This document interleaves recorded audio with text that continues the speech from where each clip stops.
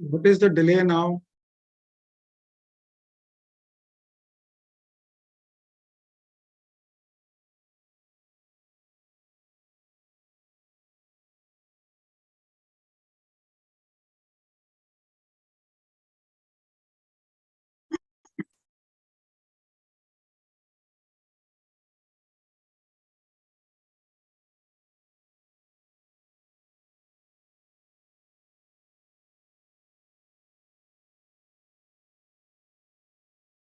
दर्श किसकी वेट कर रहे हैं?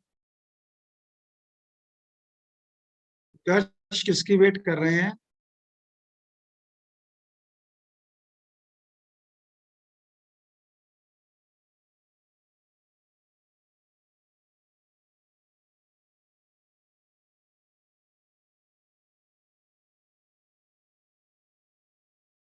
तो भाई अपने आप को अनम्यूट करो।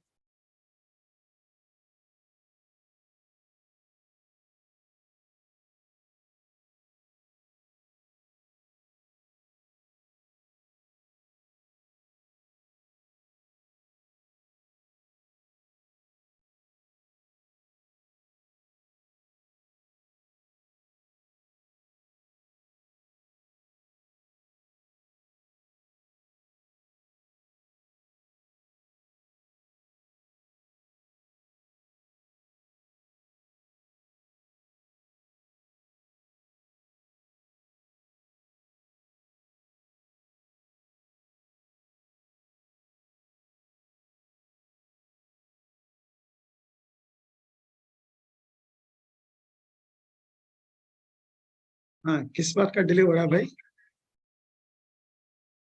मैंने म्यूट किया हुआ था, sorry.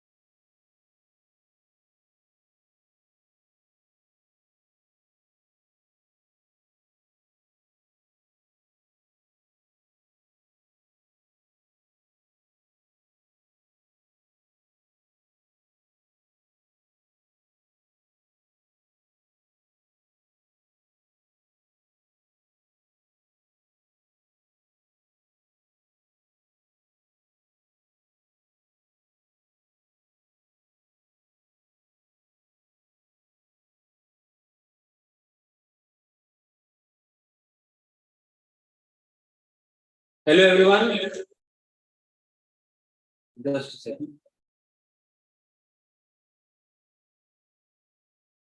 Hello everyone.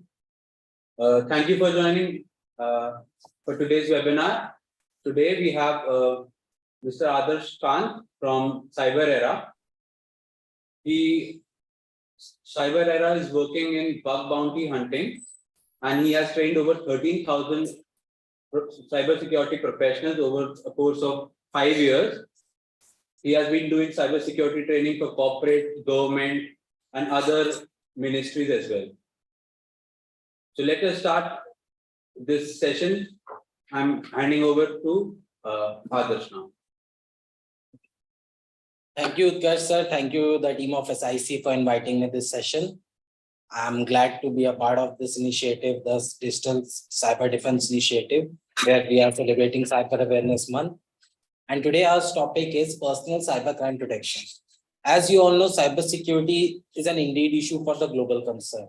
In the recent times, we have seen a lot of cyber attacks, data breaches, and even cybercrimes are happening on a day-to-day basis. It's not bad to say that if you just imagine a scenario, if you woke up someday and you find that your bank account is completely empty, or maybe your complete digital identity has been compromised, your private chats, images, documents, everything is now in public. Now, does it look far-fetched?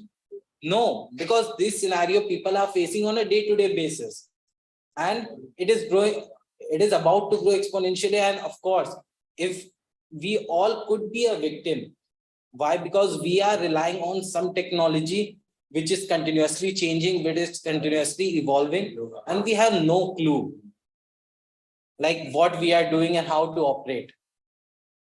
I will ask you a couple of questions just to make this session interactive. I will be interacting throughout the session. We all use mobile devices on a daily basis. How many of you have got a manual to use that? Have we ever got a manual to use mobile device or an internet? We are having the most powerful device in our palms, where we can do almost anything. We can code something, we can build new products, maybe we can order something, maybe we can track something. We can do almost anything can be possible, and there could be unlimited possibilities. But we don't have any manual. We don't know how to use it in a right way. And we're relying on something that is so powerful, and we don't know who is operating, why it's been operated, and what's running behind. Few hundred people, the batch scenario about this is few hundred people or few thousand people are working towards securing the data of crores or maybe 100 crores of the people in any of the company. And it is likely to be possible that someday some of the big company may compromise and your data will be now in public. So with that, to start with, I wanted to show a small video to all of you. Just watch this.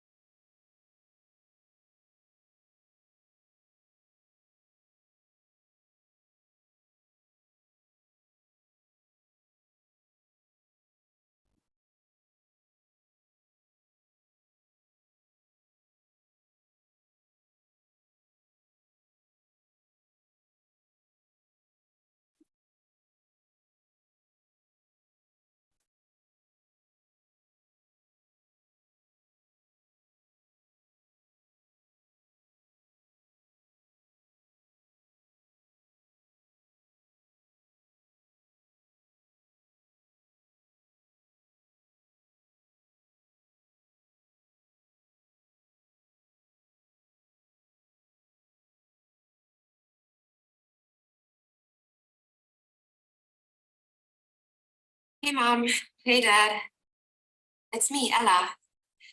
Well, a digital version of me, just a bit older. Amazing what technology can do these days, isn't it? All you need are a couple of pictures, like the ones you share on social media, where they can be taken and used by everybody. I know for you, these pictures are just memories, but for others, they are data. And for me, maybe the beginning of a horrible future. Future where my identity becomes where I can go to prison for things that I would never do. Imagine my credit score destroyed, Dad. Or my voice copied to scam you, Mom. Well, I need you to send me money, please. I don't want to become a meme, humiliated by everyone at school. Kill yourself, you fucking.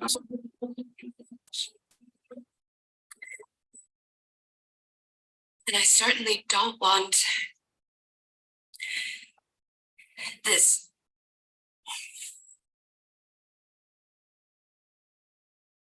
What you share online is like a digital footprint that will follow me around for the rest of my life. I'm telling you this because I know you love me and would never do anything to harm me. So please, Mom, please, Dad, protect my virtual privacy.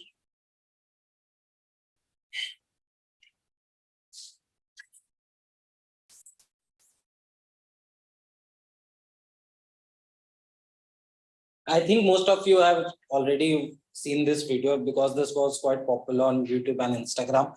But this is the harsh truth.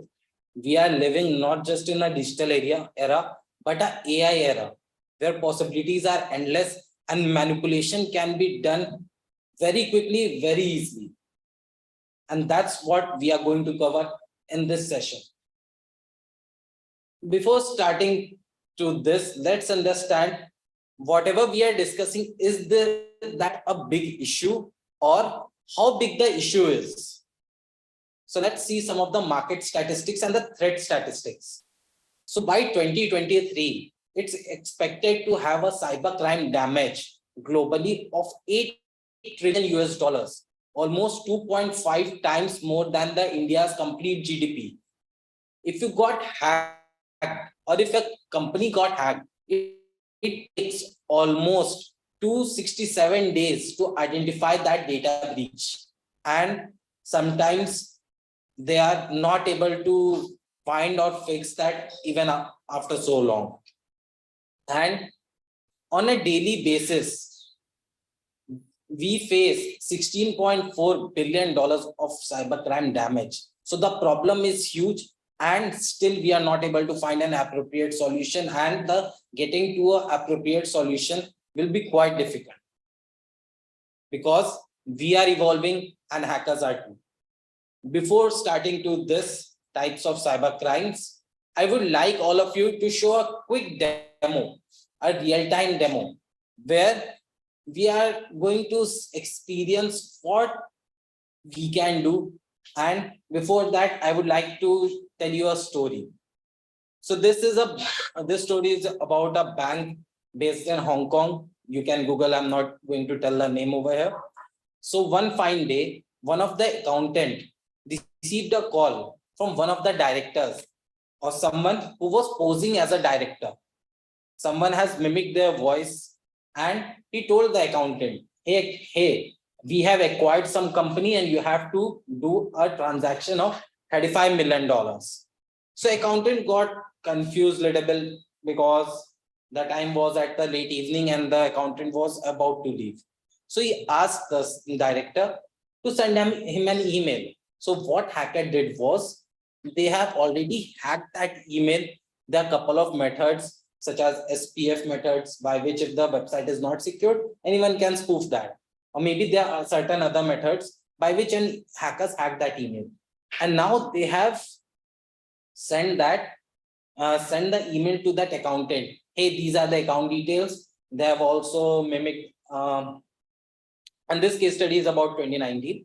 They have also mimicked or forwarded some of the documents where it was a proper documentation that has been given, and the accountant trusted that, and that bank faced a loss of $35 million.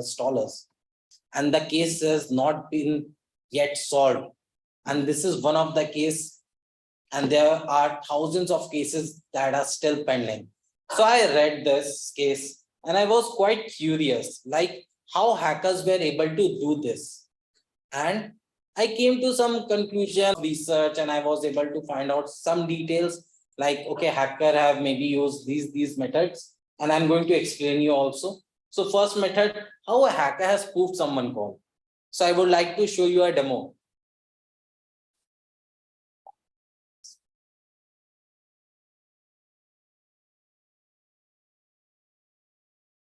So we have our volunteer, Mr. Mukesh sir. So I will be using his number.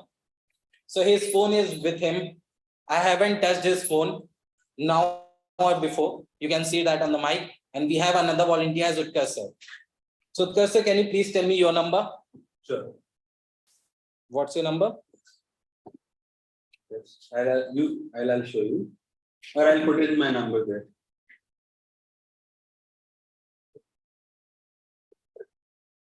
I don't think it is safe to tell my number publicly on a webinar. Is this meeting is recording? Yes, yes. Yes. Yeah.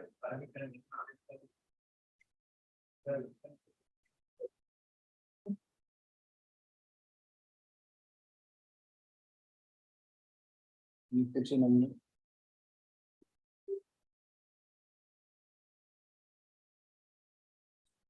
I've put my number on his phone. Now please check, have you got the call? So I'm getting a call from Mukesh, but his phone is here. I haven't touched that. The call will not reflect in his call log. So he never know, like he has received the call. And can you do one more activity for me? Sure. Can you do a call back to that number? And let's see where the call goes. Sure.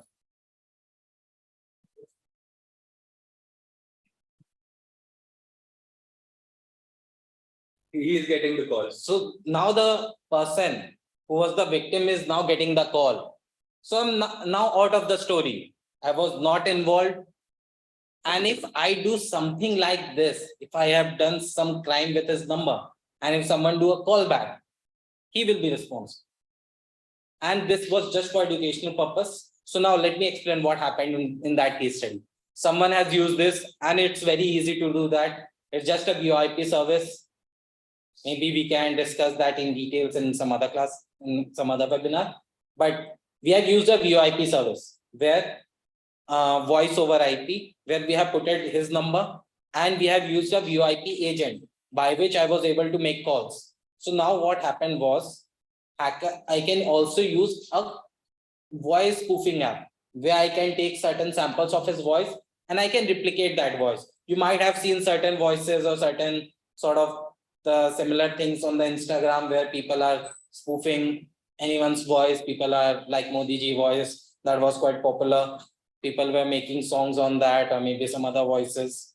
So that is quite possible, and hackers use that. So what if I join this voice spoofing with this method? Now people will understand like, okay, the same person, Mukesh sir, is all calling to someone.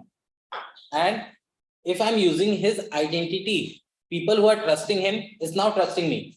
Yes. And I can ask for, okay, I'm in an emergency. Could you please send me 10,000 rupees on this number? Now, if you know him, if you trust him, it is likely to be possible you are not going to verify details because you are getting the call from his number only. And you will send me that.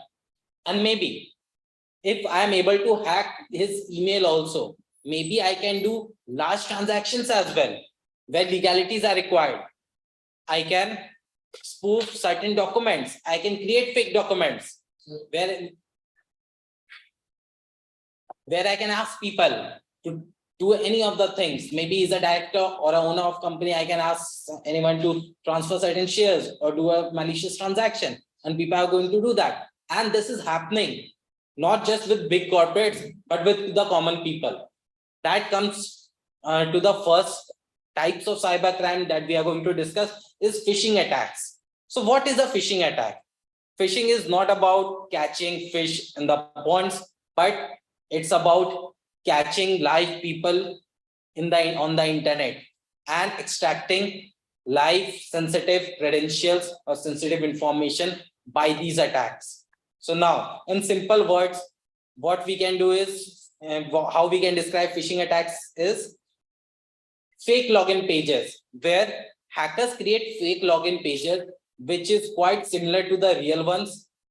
They will send you, they will show some emergency, and now they will ask for certain details. These messages are being spread across emails, text messages, WhatsApp forwards. Now, let me ask you a question. How many of you have received WhatsApp forwards saying that share this message to 10 people and you will get iPhone at 999, or Jio is celebrating Jio anniversary and you will get a 699 recharge at just 50 rupees? How many of you have received these messages? Many of you must have. Most of us here must have received. Most must have received these types of forwards. Now, how many of you, so you might have also performed certain actions as well, you might have forwarded that message to 10 people, and how many of you got that actually? Like you got iPhone, or maybe your friends or relatives or someone in your connection got actually, by forwarding just a message, you got iPhone at 999, or maybe a recharge at a very lesser price. So why these messages have been forwarded, and who is responsible and why he is responsible? Because a person will be behind it. Someone is using his energy, someone is using his time, someone is using their resources. The website has been hosted somewhere, so it costs them something. So why they are doing this, and what's the motive? So first motive, that is malvertising. Means many a times you must have seen, once you click that, there is a pop-up, allow deny of notification. Now, after, if you allow that notification, you might have seen sometimes you get a lot of notification related to ads, related to some vulgar activities, and you have no clue why you are getting that. So it's because you have hooked to some web pages by which they are promoting all those details to your phone. And it's likely to be possible if someday, because over there they're not using us, they're not doing a single time targeting, but they are hooking you some at their website, and they are pushing notifications to you. So if, let's say, they push 10 notification, some attractive notification, it's likely to be possible, like you will click on one of them and you will be a victim of that. And it is happening all over the internet. Second thing, they might execute some of the malicious JavaScript, by which they can steal your cookies. We all store some sensitive data on browser. What sensitive data? Such as username, passwords for autofill, our addresses, our phone numbers, our credit card or debit card details, and so on. There are certain methods that do exist by which, so there's a tool called as, that is available on Kali Linux for free. If anyone wanted to explore more about it, they can do that.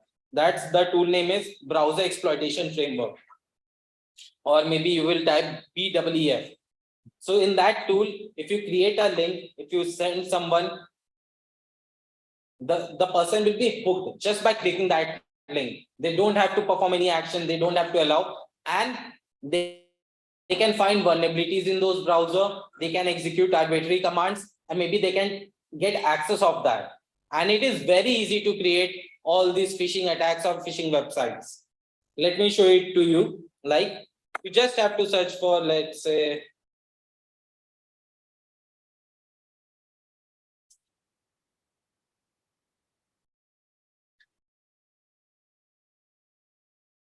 phishing website GitHub, and there you'll get a lot of free phishing pages,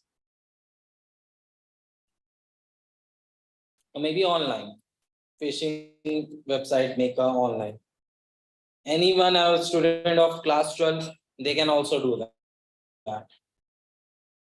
It doesn't require a huge knowledge. So you can see we have got the templates for all these phishing pages. We just have to create or download, create an account over here. It's for free. We have to upload it to some of the web hosting, and you're good to go. You can now spam or maybe fake someone. or hack someone. Now,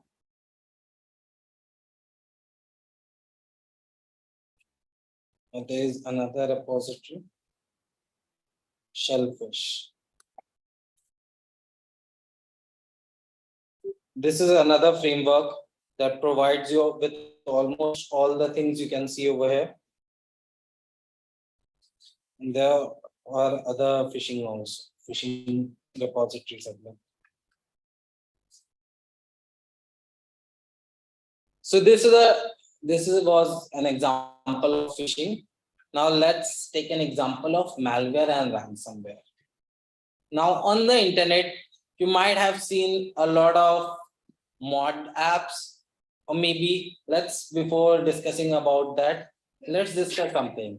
How many of you have actually in the back time actually downloaded any of, or maybe actually purchased any of the games? All of you might have played GTA games, or maybe NFS games, or maybe used any operating system, let's say XP, Windows 7, Windows 8, or maybe Windows 10, or Microsoft Office. How many of you have purchased it? If for a personal use.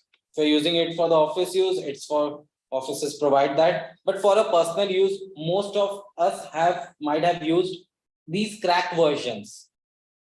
Right?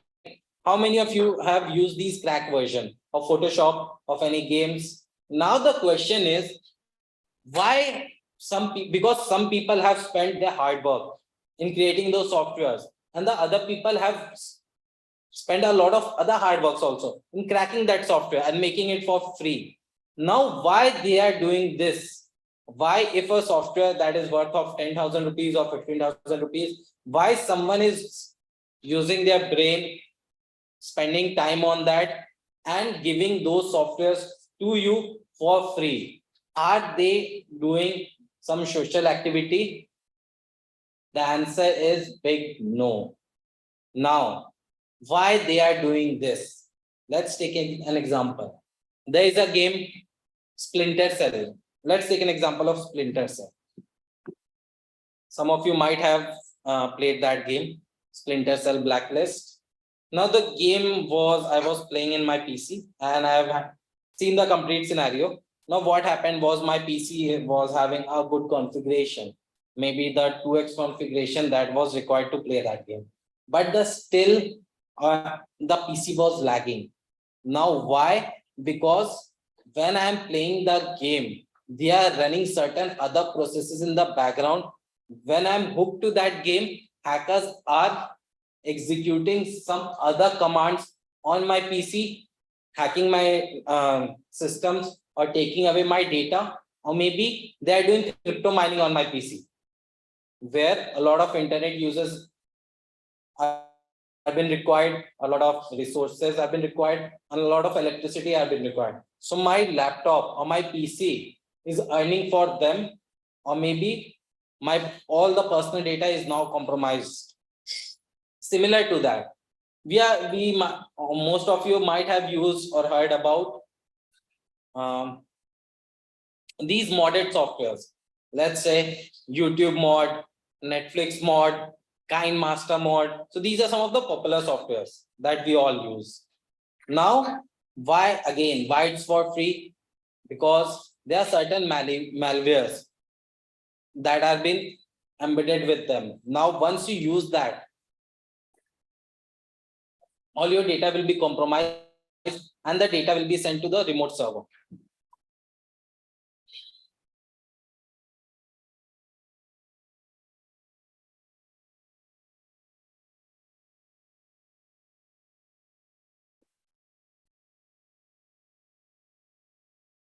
So how easy is to create or do all those things?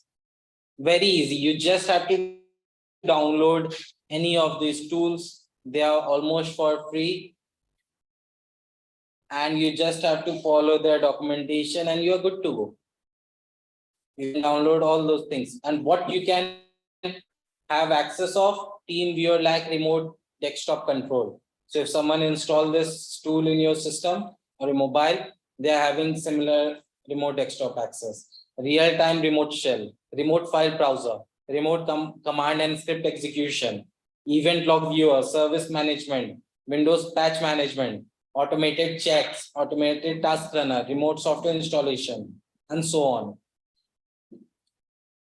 Again, there's another big issue, and one of the biggest threat the IT industry is facing is ransomware.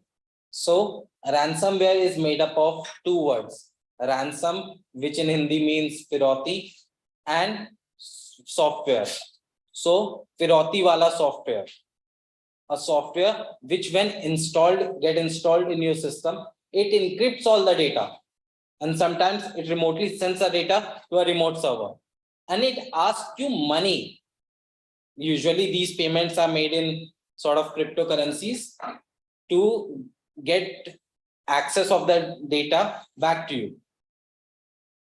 So this is widely spread all across the internet. If you download any of the softwares, because it is helping the hackers to make easy money. They are creating random websites, random pages, they are embedding this with random softwares. Let's take an example. If you search for Photoshop crack and you downloaded the Photoshop crack from an unwanted link, it is likely to be possible you may end up in downloading a ransomware. When you click that, when you install that, your PC will be infected, and all your data, all the sensitive data will be with the hackers. So in 2019, let me share you my story about this. In 2019, I was working with a forensic firm. So there was in Nagpur, there was a CA that comes to us. So the CA was having data from 2001 to 2019, and he was handling almost very big personalities of the data, very big businessman of the data in Nagpur. And one of the intern was trying to download some audio files, some songs, and he ended up in downloading a ransomware. So almost all the data that was with him was now locked, and CA was totally destroyed. He was totally exhausted, like what we should do now, because he was not following any of the practices. And usually CA or common people don't do data backups or don't do any of the security practices, and the situation was worst for him. But still, and the hackers were asking for $30,000 in the form of cryptocurrency, in the form of Bitcoin. And it is not guarantee, even you pay that big amount, it's not guarantee you will get that data back. But still, we use certain methodologies and we were able to recover some partial data. But again, the complete data recovery was not possible, and CA faced a huge loss because of it. So this is a growing problem, and we'll be discussing how we can solve it and how we can protect it. Next is the identity theft. So internet is all about identity. What identity? Your IP address, your MAC address, your social media accounts, your email address. All these are identity that proves that, okay, I am the legitimate person and I'm the legitimate person to access certain resources. What if I'm able to spoof that identity? So I can leverage my access if I'm able to spoof anyone's, let's say, Utkarsh sir identity. Now I can, because we have few minutes back, we have already seen a demo where I was successfully able to spoof the identity of Mukesh sir, where I got his number, I spoofed his call, and I was able to call him. Now whatever problem or whatever ask I will do, that will go for him, right? So now what if I can spoof his IP or MAC address or something else, anything that he is able to access, now I am also able to access. And sometimes why hackers also do this, in order to get a leverage access. Second, to hide them. And third, because I have interacted with some of the private companies or small companies, small startups, they say, okay, what if I got hacked? What's going to happen to us? Because we don't have any of the data. We don't have a huge customer base. Now, what could be the problems we might face? So one of the problem you might face is your identity, because if 10 people are trusting you and I was able to hack into you, I was able to get into your identity, get into your shoes. Now I can target them in order to posing you, in order to use your trust, leverage your trust, and extract some sensitive information. It could be their personal information, some confidential information, or some money also to extract from them. So this is again a big issue. Next is data breaches. Now, many of the people, so data breaches is something like if a company got hacked and the entire database is now in public. Now, many a times people ask me, okay, our data of big basket got hacked, 10 million data is now in public. Now, what is it is impacting on a common person and how it's impacting? Now, let's assume like, okay, and before that, I will also explain you one other scenario. So hackers are using this method called as cracking. Anyone here who has heard about this?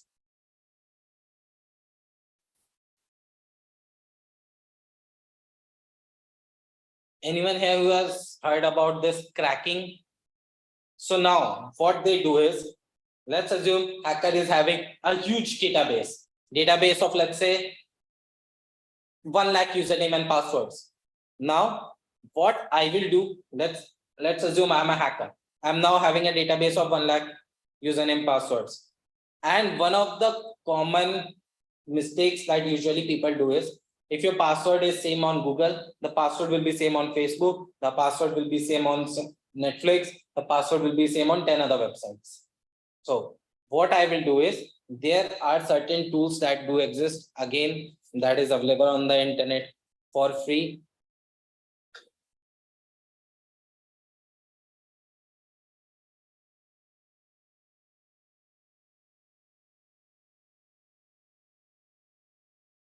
So this is, you can see the black bullet.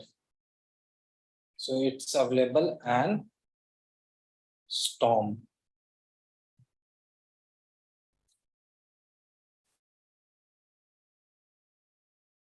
Again, this is. Now, what I will do is, I will put all that 1 lakh username password into this tool. I will use a proxy. So that I will also show 911 proxy. So this is a residential 911 proxy. I will buy this proxy. Okay, we need a VPN for this to access this. Anyways, we can see this. So what I want is this 911 proxy. I will put this proxy. Why? Because any of the social media or any of the website will not allow again and again. Maybe they are having rate limits by which I can log in 1 lakh passwords from a single IP. So over a period of time, let's say login failed for 5 times, or for login for the same account for 5 times, we have to change that. So now we have our 1 lakh username passwords. We are able to now change the IP address. Now what we need is config. So that I will also show. Let's take an example of Hotstar, Storm,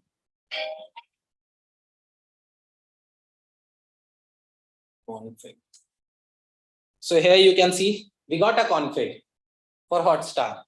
Now what they are going to do is, maybe we can open some link. They are going to try all those username and passwords by using this config. So config is nothing, just the steps, how the login and log out and what information we are going to extract. So all those information, now it's going to do all the hard work by itself. They are going to show us the results, and the results will be displayed within few minutes.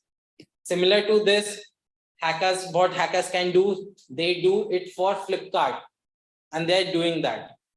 They can do it for, let's say, Geo Money. They can do it for Amazon Pay. So now imagine, what if any of these accounts where you are storing some money or credits, maybe Myntra do store the credits of refund. What if these accounts got hacked? Or maybe got cracked by using these methods? Now, what is going to happen is your account is now with the hackers. Hacker will generate a gift card and they are going to sell it to some of the dark forum. Now your money got lost. Again, not directly, but indirectly. And many a time, direct money also get debited because we used to attach our credit card information with those accounts and hacker or maybe some pay later configurations. So hackers can use those information and hack into your account and get all those data or do fraudulent transactions as well. So this is an impact and there are certain other impacts. So what you can do is there's a website, have I been pawned? So here you can check if your email ID has been compromised or not. So let me type my email ID.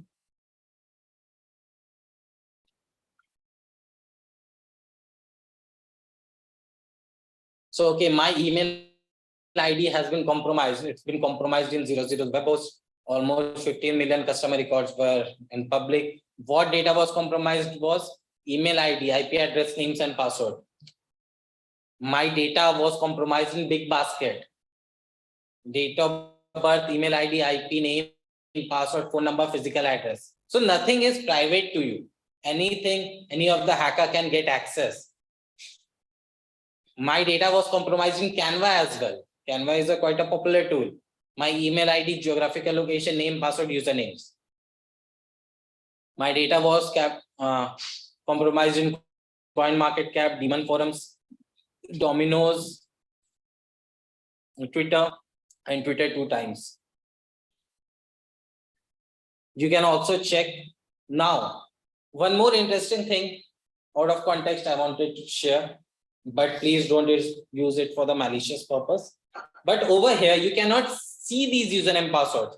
Okay, you got that. Okay, this from this web forum, my data has been compromised. Now, how I can see what my password was compromised, or what my physical address was compromised. So we have this good website, Behashed. Here you can open this website. You can buy this over here. If you will type the same email, you will get the password, but you have to pay a very small amount to them in order to get access to that. It's just $5, almost 400 or 500 rupees, and you'll get the data. And the worst part of using this website, you can also use it for some other people. You can also keep an eye on your competitors or maybe some other person. So next and last, which is also a big common cyber threat, that is social engineering. So in simple word, how I describe social engineering is art of human hacking, where hackers are having less technical knowledge, but they are trying to convince you in order to extract some sensitive information. So many of you might have seen this Jamtara episode or some other web series. So that is quite common, where the hacker call you posing as a bank manager or something else. So recently someone messaged me and I'm curious to share that also. So recently I got a message on Telegram. Someone was saying that, okay, there is big billion sale happening and I will do by using some method that's called carding. I will order iPhone at just 5,000 rupees.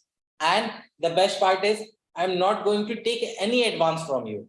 Once you receive the product, when you have unboxed the product, when you have that iPhone in your hands, then you have to pay me.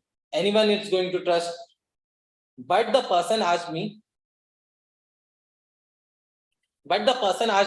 like many of the people scam me also, you have to open your Paytm account and show it to me like, okay, you're having money. So you have to add money in your Paytm wallet. Specifically, he used this term, you have to add 5,000 rupees in the Paytm wallet, and you have to show that on a Google Meet that you are having the money, and I will do the order. Many of you will fall into this because the person is genuine, is not asking for any of the upfront costs or anything. Now, I was using a fake Paytm. There is fake Paytm available. So I was using that in order to see what hacker that person was doing. So now what that person did was, we got into a Google Meet. Now, if you add Paytm, money in the Paytm, and if you use any of the online gateways where the Paytm wallet has been accepted, if you put your number, what next you need is just a OTP, and it will automatically detect that. No UPI pins or nothing. So he was into the meeting, and suddenly I received an OTP on the Google Meet that, okay, you have to share your OTP is this for the authentication. And if I was using a real Paytm where my money was added, he just have to see the OTP and my money will get out of my Paytm wallet. These are the smart approach that these scamsters or fraudsters are using nowadays. So moving ahead, let's discuss what are the emerging threats. As we all know, we are living in an AI era. So these are some of the emerging threats that are now very popular. One is deep fake, faking someone's face or faking someone's entire body movement. We have already seen one of the examples in the video that I have shown earlier, where someone used their child image. AI was able to predict how the lady is going to look in future, and they have created the entire photo, entire video with that just few images. Similar to that, there are nowadays hundreds of websites available, Agent, Deep Studio, and a lot of other websites are also available, where you just have to put your face and it will do the entire face recording for you. Next is AI-based social engineering, where hackers are using these information in order to target you.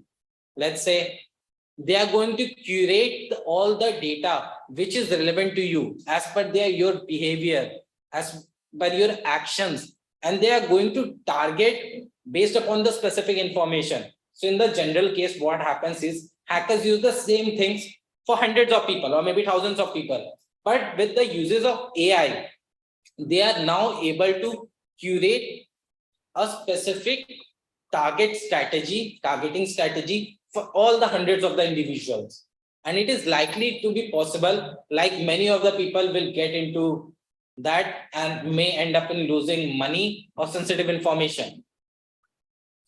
Next is prompt injection attacks, by which hackers are able to extract sensitive information from large language models such as GPT, Palm, BERT, or all these big large language models such as ChatGPT or Bard AI, which come from the Palm 2, or maybe this Llama 2 or Claude. So they are using those prompts to confuse these GPT models or large language model to get those large language models out of their zone and give them some information that was not coded or not designed to share that.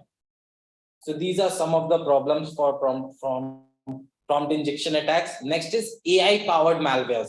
So with this, hackers are now able to bypass these antiviruses, anti-malwares very easily, because antiviruses, anti-malware works on two things. First, signature based. If some virus has been pre-identified as, or maybe tagged as, okay, this is a virus.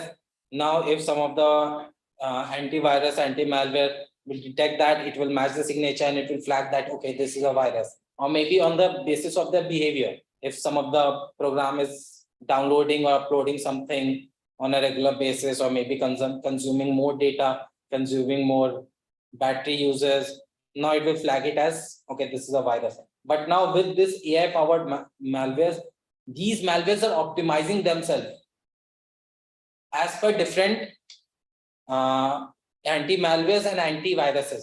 Every antiviruses are having their own algorithm. Now, by using these AI powered malwares, the malware can automatically craft itself as per that antivirus. So this is again a bigger issue. Now, mitigation strategy. We talked a lot about the problems. Now let's see how we can secure ourselves. So first, secure your personal devices. We heard a lot about security audits in large corporates, banks, and all those. But security starts with you. Whether you are associated with the company, whether you are doing a freelancing job, or whether you are doing any of the things. If you want to secure the corporates, if you want to secure that company or organization, firstly, you have to secure yourself, because hacker can get into those servers by hacking you also, and you are quite an easy target. So do a security audit for yourself. How you can do that? Just by you following certain methods. Update your all the apps, update your operating system. Use two tools for the PC and for the mobile. For PC, you can use Spy Hunter. So Spy Hunter is quite a good, I will show it to you as well. So we all use antivirus, but we don't use anti-malwares. So Spy Hunter is a very good anti-malware detection and removal tool. It will check for any of the malware that is available on your system, and it will block that. And another tool that you can use is malware binds. You can again scan your system and have a strategy. Add it in your behavior. Like, okay, on the every week of the first month, I will do a security audit on my device. It just takes few hours to secure your devices, to secure your personal belongings that might expose on internet. Use safe internet practices. Don't share a lot of information on the internet. We have time. Yes, yes. Okay.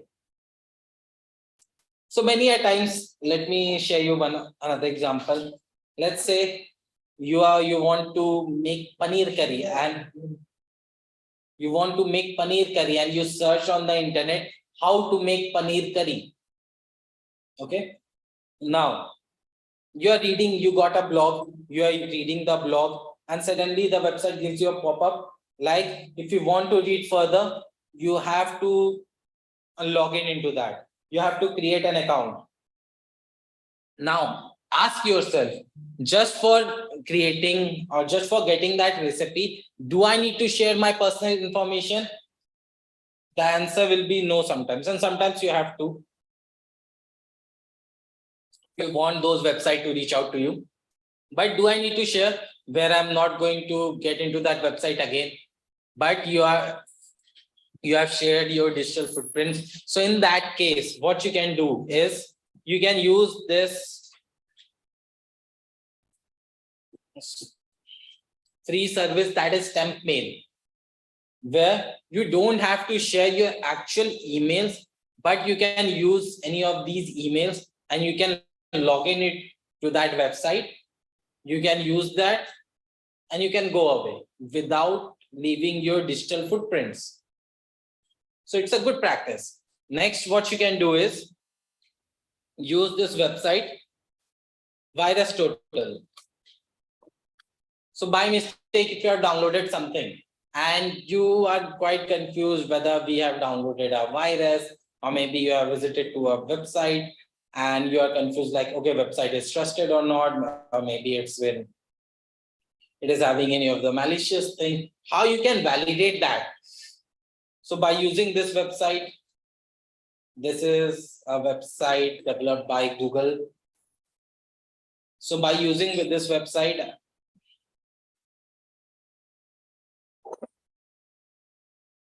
you can upload a file, you can do a URL, you can enter URL, and you can do a search as well. So what it's going to do is,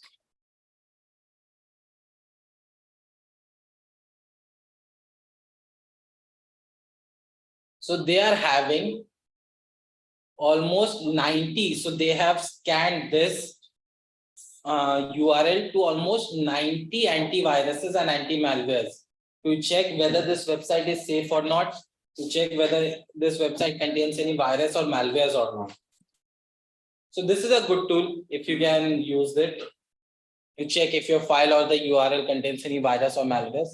Again, there's another great tool that I wanted to show it to you, that is Sandboxy.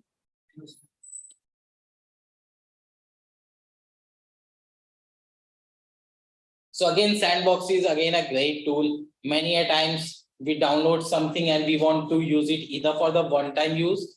Let's say you downloaded something, either you want to use for a one-time, or maybe you are still confused, like, okay, I have downloaded, we have taken an example of Photoshop cracked. Okay. I explained you, okay, it might contain virus or it might contain malware. But again, you will ask me, hey, you told that it might contain a virus, but I have to use that. I have to use Photoshop cracked. I don't want to pay thousands of rupees to Adobe to use that. I'm just a student. I'm just a learner.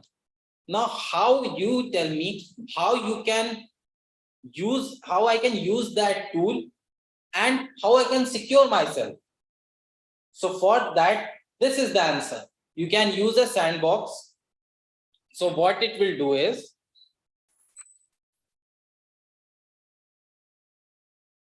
so let's say this is your computer, okay, where you're having storage and all the things. It will create a sandbox environment within this, and it will replicate all the Windows system, and that can be destroyed. And any software that you are going to install,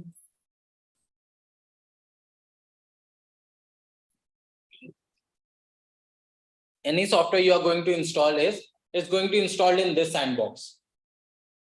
Let's say you can use now Photoshop, any of the crack tools over here, without having a fear of getting hacked.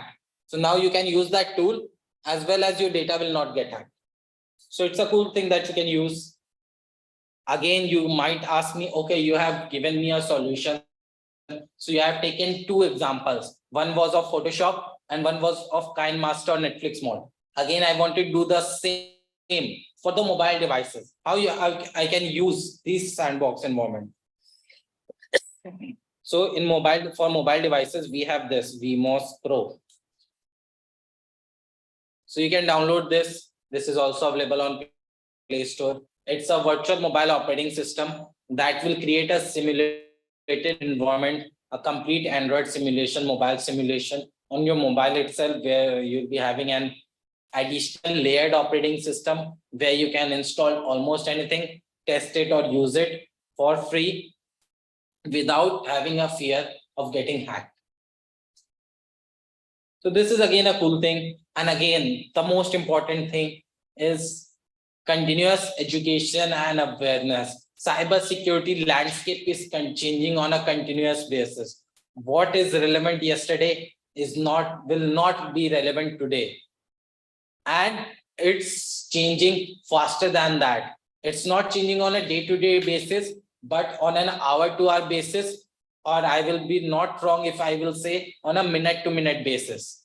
If something was relevant yesterday or was relevant 1 hour before, it might be possible that is not relevant now. So you have to be continuously educated and aware, because it is not just for any organization or for any other person.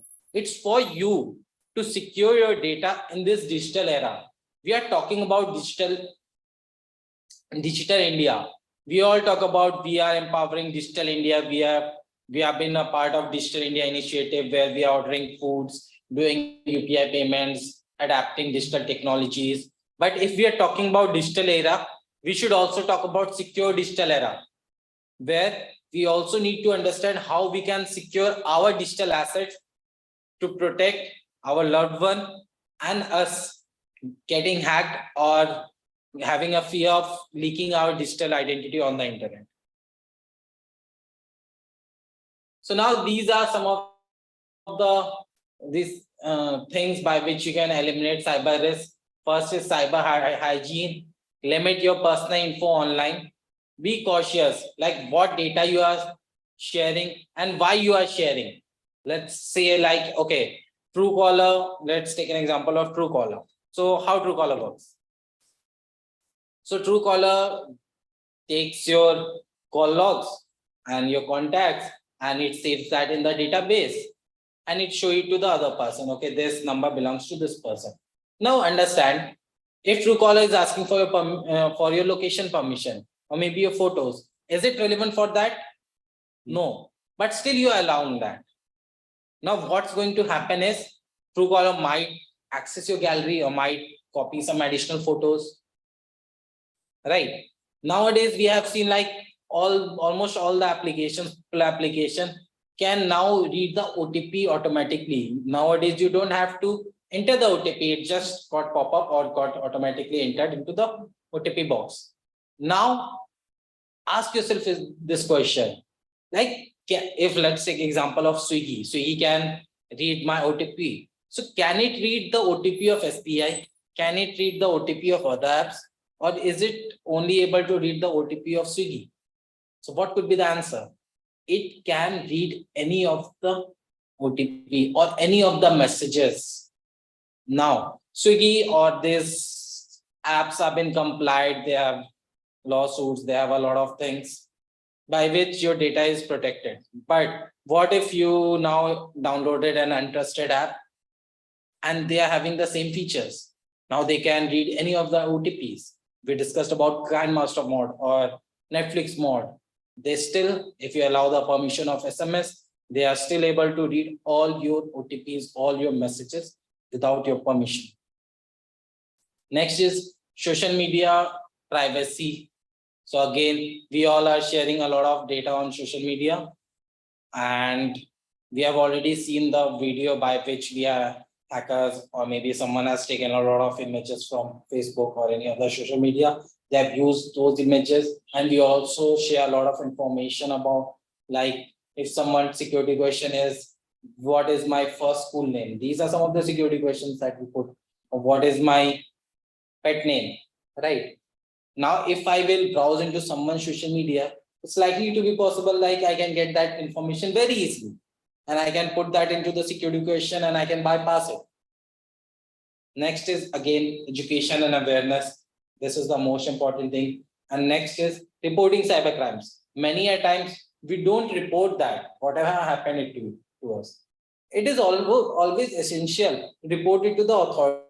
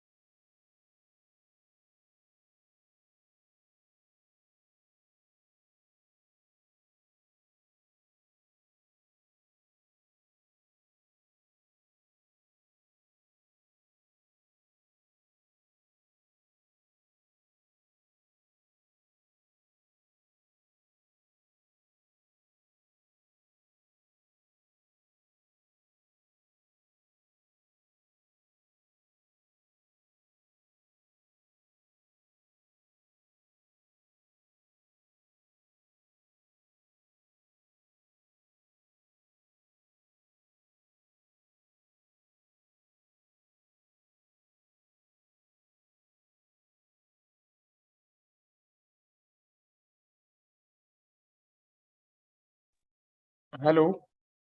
Actually, your voice is not audible, sir.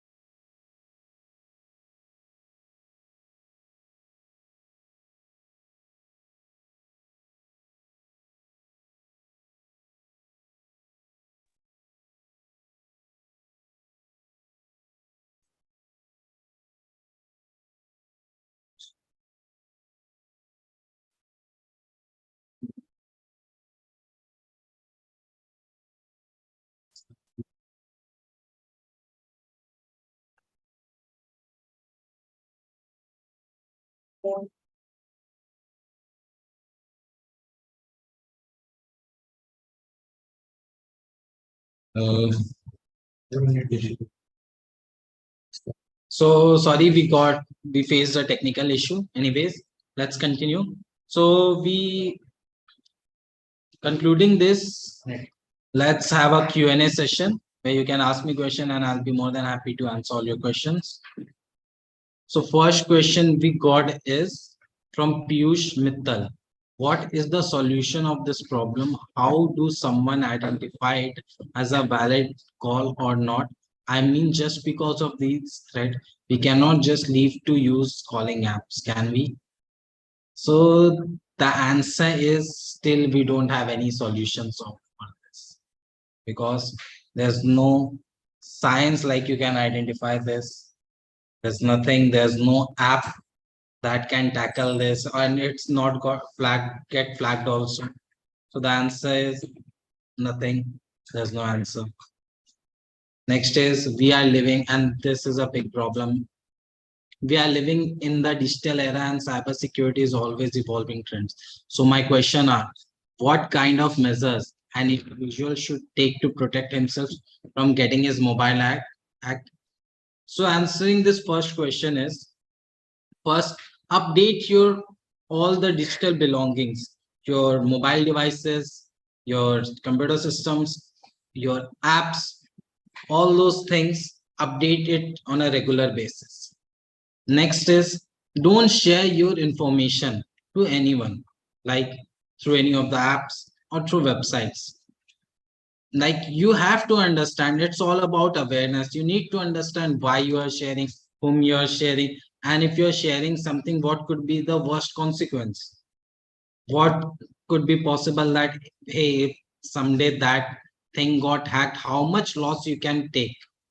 Let's take an example. Let's take an example of any of the photo sharing app where you are storing your photo. Ask yourself, okay, is the app secure? How much secure it is? Who has got backing with this app? And what if you got this app got hacked? Many a times on Instagram, I've seen influencer promoting random storage apps where they are saying, okay, if your Google space has been utilized, use this app and you'll get an online storage of 100 GB. Now ask yourself, what if, how trusted that app is? Who has got the backing? And what if that app got hacked? And what consequences you can face in the worst case scenario? This, by asking these questions and taking certain steps, you can secure yourself. Next question is, what kind of measures being taken by the government of India in this regards? So government of India has set up different teams, different departments such as NASCOM, Digital Security Council of India, CERTIN, and so on, who are actively working hard in order to secure all these problems. Next is the blanket ban on international apps or software can solve these cyber issues? What do you mean by blanket? The total ban, like we cannot access apps from China, and People are still accessing all those things by using VPNs, by using proxy. So yeah, that can be quite possible. but it's not eventually solving the problem, right? We are able to access. We are able to access by using VPN or proxies or by routing our traffic to some other servers or by using Tor. How to pay close attention to physical security? I think there are a lot of IoT devices. There are a lot of IoT security devices that is available on the internet, that is available. Many of the startups and companies are working for this. So yeah, and that is more of a policy and compliance part of the thing. You have to pay attention like how the devices have been deployed, what access that they are taking, whom they are giving the access to. Next question is, do you think creating a cyber secure policy is equally important for startups?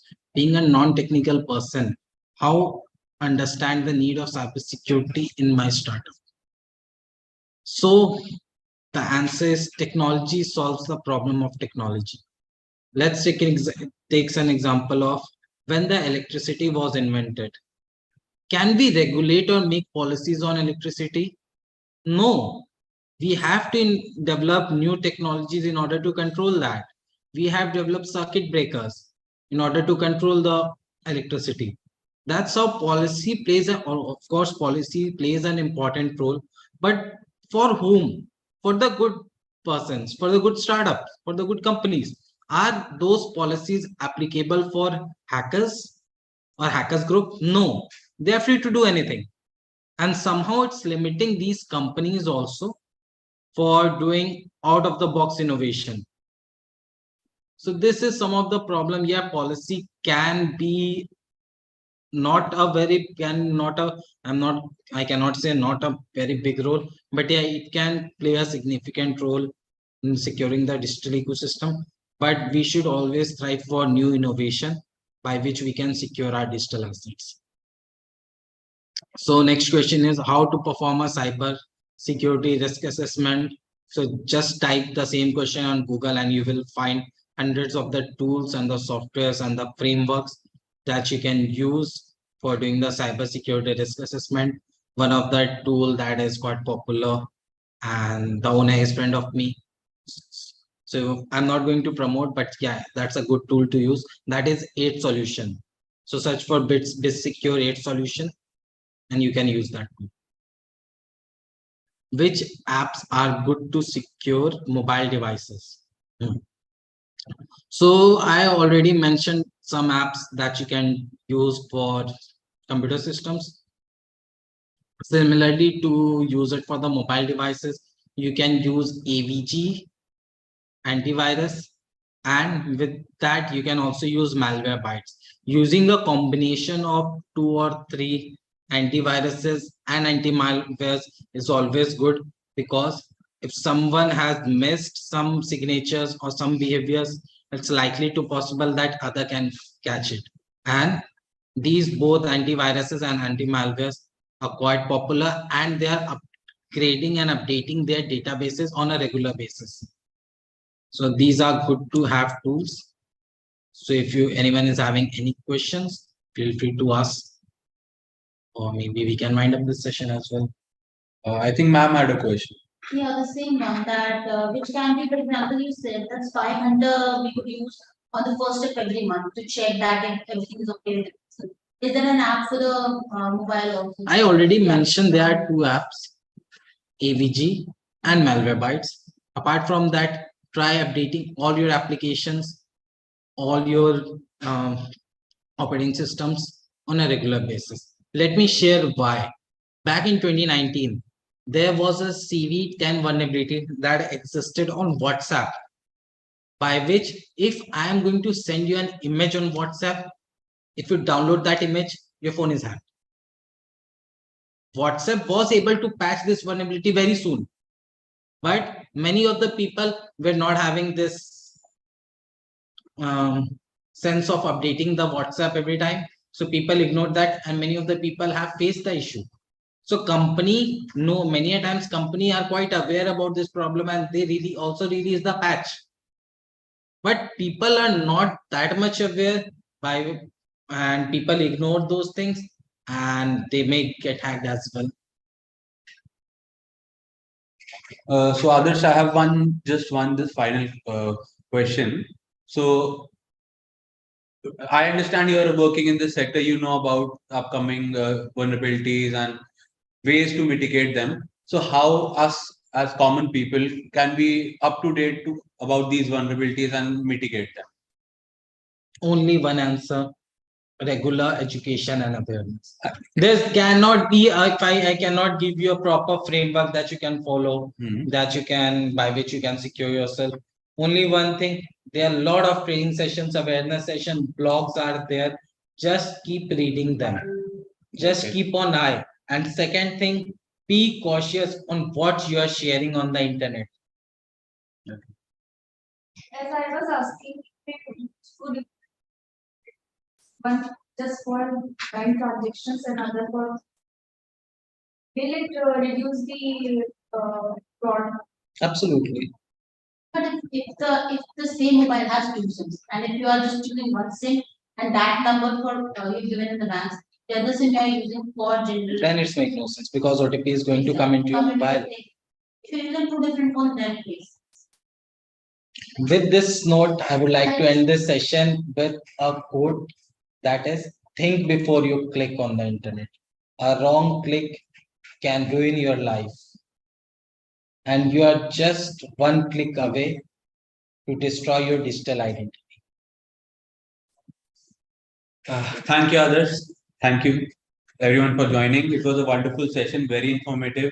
Got a lot to learn, and yeah, I'm pretty scared about how the digital India is moving ahead and the digital world is moving ahead. So yeah, I think we will get back again with more things to learn and more things to be secure. Okay. Thank you, others. Thank you for joining. Thank you, sir.